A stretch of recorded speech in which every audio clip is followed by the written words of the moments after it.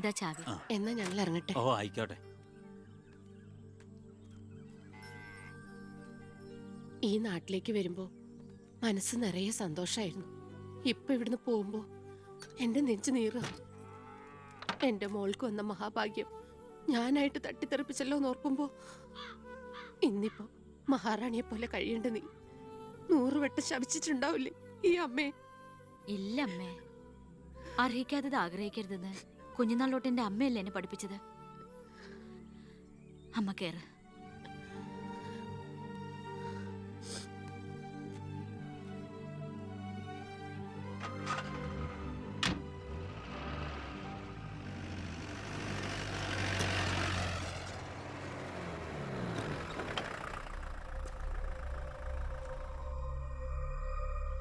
നിർത്തി വണ്ടി എടുക്കല്ലേ.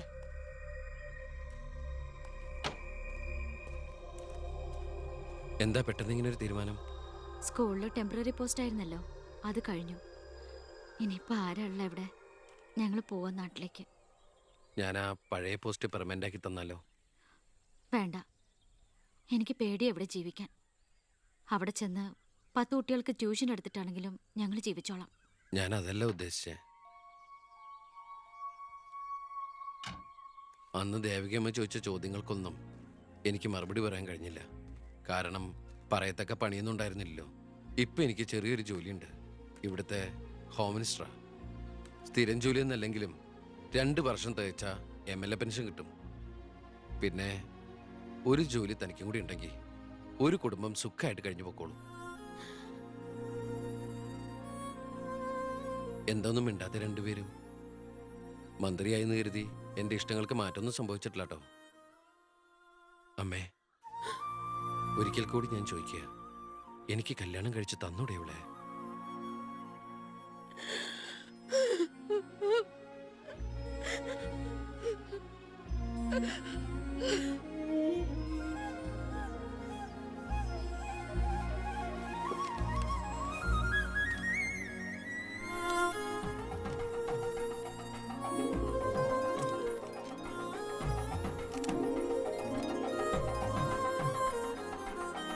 ആരാ സാക്ഷികൾ? ഒരു സാക്ഷിയുണ്ടേ, ഒന്ന് മറക്കേ സാറേ.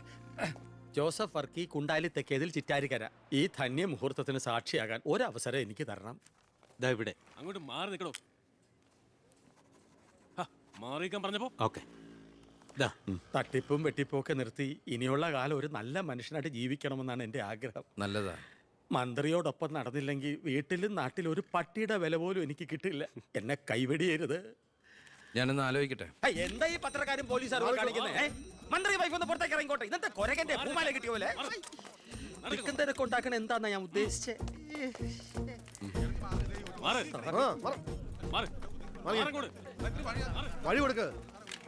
ഈ പാവപ്പെട്ട പെൺകുട്ടിയെ വിവാഹം കഴിച്ചത് പഴയ ബാല്യക്കാരിയുടെ മകളോട് ബാല്യകാലത്തിൽ തോന്നിയ കടുത്ത പ്രേമം കൊണ്ട് തന്നെയാണോ? നാട്ടുകാർ മുഴുവൻ നോക്കി നിൽക്കെ ഒരു ഗുണ്ട പഴപ്പിച്ച ഈ പെണ്ണിന് ജീവിതം നൽകിയത് ജനസിമ്പതി നേടി പ്രശസ്തി പിടിച്ചു വെക്കാൻ വേണ്ടിയല്ലേ? വിട് സാറേ. ഹേയ്, പത്രക്കാരോട് ഇങ്ങനെയൊക്കെയാണോ? അതിനുള്ള മറുപടിയൊക്കെ ഞാൻ പറഞ്ഞോളാം. അനന്തുമാർ വാ. കളി എന്നോടോ? തന്നെ പോലുള്ള മഞ്ഞപ്പത്രക്കാർക്ക് എന്തു എഴുതി പിടിപ്പിക്കാം. സ്വന്തം കൂടപ്പിറപ്പുകളുടെ കിടപ്പറ കഥകൾ വരെ. ആ സർക്കിൾ ഇൻസ്പെക്ടർ വിജയൻ സാറ് അവിടെ വെച്ച് അനന്തകുമാറിനിട്ട് 2 പൊട്ടിച്ചിരുന്നെങ്കിൽ നിങ്ങൾ പത്രക്കാരെ എഴുതി പിടിപ്പിക്കും ആഭ്യന്തരമന്ത്രി അധികാരം ദുർവിനിയോഗം ചെയ്തു എന്ന്. അതൊക്കെ ചീപ്പായി പോവില്ലേ? പക്ഷെ ഒരു ഭാര്യയെക്കുറിച്ച് പറയുമ്പോൾ ഭർത്താവ് കുറച്ച് ചീപ്പായാലും വലിയ കുഴപ്പമൊന്നുമില്ല അല്ലടാ അനന്തകുമാറെ. സാറൊന്നും കണ്ടിട്ടില്ല, അനന്തകുമാറൊന്നും കൊണ്ടിട്ടുമില്ല. താടി ഉള്ളതുകൊണ്ട് പാടറിയില്ല. കല്യാണം കഴിഞ്ഞ് വധുവരന്മാർ ഇങ്ങോട്ട് എഴുന്നള്ളുന്നുണ്ടെന്ന്. ഒരു കാര്യം ഞാൻ പറഞ്ഞേക്കാം, അവരെ ഈ പടി കയറ്റിയ ആ നിമിഷം ഞങ്ങൾ ഈ പടി ഇറങ്ങും. അതിലൊരു മാറ്റവും ഇല്ല. അമ്മേ, ദാ അവരെത്തി.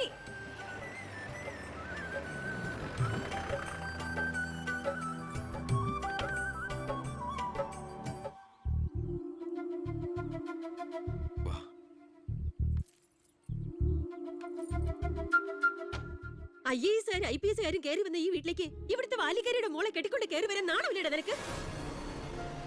ഈ കെട്ടിലമ്മേ മന്ത്രിമന്ദിരത്തിലേക്ക് കെട്ടി എഴുന്നള്ളിക്കാൻ വരുന്നില്ലേ? അതെ, അത് തന്നെയാണ് ഉദ്ദേശം. ആഭ്യന്തരമന്ത്രിയുടെ ഭാര്യ മന്ത്രിമന്ദിരത്തിൽ തന്നെയാ താമസിക്കേണ്ടത്. അല്ലാതെ അച്ചുവീട്ടിൽ അട്ടിപ്പേറ് കിടക്കുന്ന ഭർത്താക്കന്മാരുള്ള സ്ഥലത്ത് ഞങ്ങൾ താമസിക്കുമെന്ന് കരുതിയോ?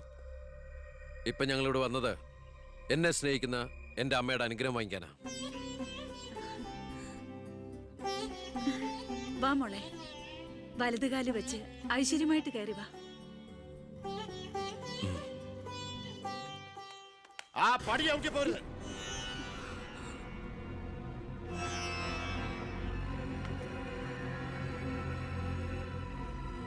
അച്ഛനെ എതിർത്ത് പറഞ്ഞും അച്ഛന്റെ നെഞ്ചത്ത് കുതിര കയറിയും അച്ഛനെ തോപ്പിച്ചും നീ ഒരു മന്ത്രി കസേര ഒപ്പിച്ചെടുത്തു.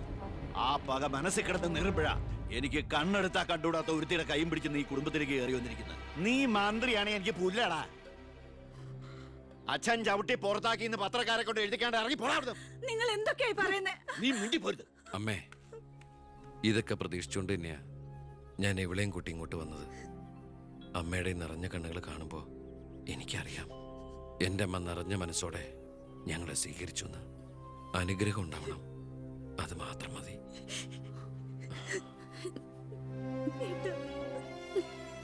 വാ.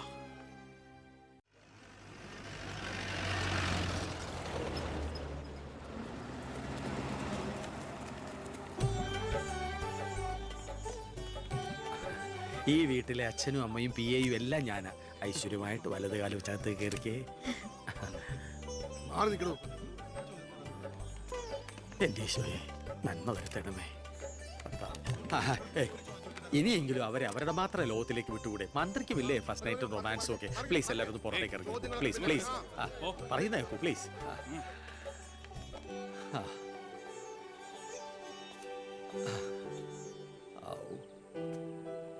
ജോസഫേട്ടാ, മന്ത്രി എങ്ങോട്ടാ ഹണിമൂണിന് പോകുന്നത്?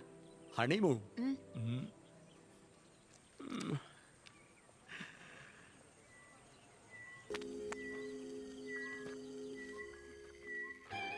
എടോ, ജയിലുകളൊക്കെ താൻ പിടിച്ച ഗുണ്ടകളെ കൊണ്ട് ഫുള്ളാ. 3 സെൻട്രൽ ജയിലുകളിലും ഹൗസ്ഫുൾ ബോർഡ് എഴുതി തൂക്കിയിട്ടിരിക്കുക. ആ ഗുണ്ടകൾക്കൊക്കെ ഉണ്ട കൊടുക്കാൻ തന്റെ അച്ഛൻ കട്ടുണ്ടാക്കിയ കാശ് കൊണ്ടുവരോ?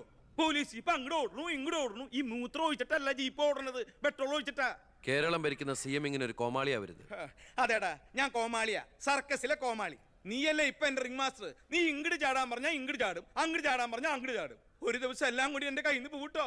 നിന്റെ ഭരണപരിഷ്കാരങ്ങൾ ഇവിടെ നടപ്പാക്കണമെങ്കിലേ ഫണ്ട് വേണം, ഫണ്ട്. നിനക്കറിയോ, ഖജനാവിൽ ഇന്നാള് ഞാൻ കൈയിട്ട് നോക്കിയപ്പോഴേ കാലി. MLA മാർക്കും മന്ത്രിമാർക്കും അടുത്ത മാസം ശമ്പളം കൊടുക്കണമെങ്കിലേ ADB-ന്നോ വേൾഡ് ബാങ്കിന്നോ ലോൺ എടുക്കണം. അതറിയോ? ഇതാണോ പ്രശ്നം? ഖജനാവ് നിറയ്ക്കാൻ വേണ്ടി ഒരു ബാങ്കിൽ നിന്ന് ലോൺ എടുക്കണ്ട. നമ്മുടെ ഈ സംസ്ഥാനത്ത് തന്നെ ഒന്ന് ശ്രമിച്ചാൽ മതി. എന്നാ നീ പോയി ശ്രമിക്കേ. സാറിന്റെ ഈ പെർമിഷൻ മാത്രം മതി സാർ. Thank you sir. ദേ പോണു എന്ത് മാരണാവോ ഉണ്ടാക്കി കൊണ്ടുവരാൻ പോണേ. ഈ കസേര പോകുന്ന തോന്നണേ.